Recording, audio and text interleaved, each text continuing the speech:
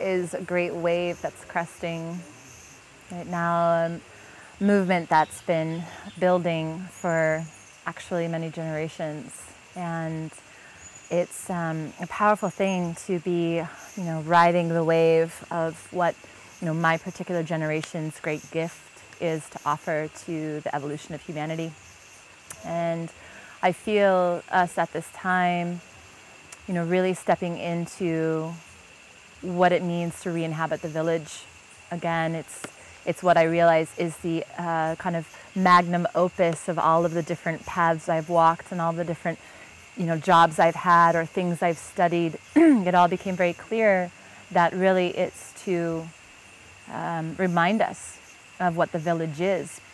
And to me, that means belonging again to a people and belonging to a place.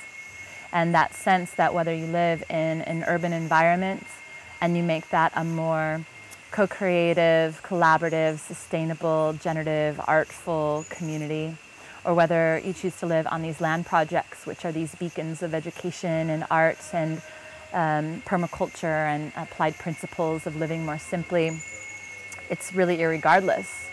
The point is that we, again, belong to each other. We belong to community, that we reinvest in our children and our elders, that we reinvest ourselves and show up for how to create the most holistic way of living on this planet with each other. And belonging to a place is realizing that there's so many places around this world that people consider home. And it's not about just the one little nook that you call a nest. It's really about remembering that this is our home. And a global village is only possible if on individual levels we belong to ourselves in a good way. And we create right relationships with the most intimate people in our life.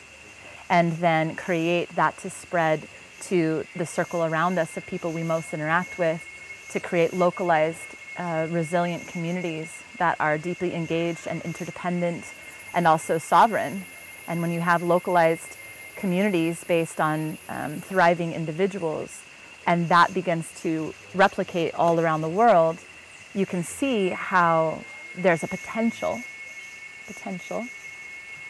to actually create a global village that is more just, that is more equitable, that is more thriving for the many instead of just the few. So re-inhabiting the village for me is bringing our future, our technology and our modern understanding of science and of culture and the world around us, uniting that again with the ancient, remembering the ways of being more simple, more interdependent, more conscious of stewardship of this earth. And that ancient future, that dance in between what has been and what could be, is where I feel that we have found ourselves.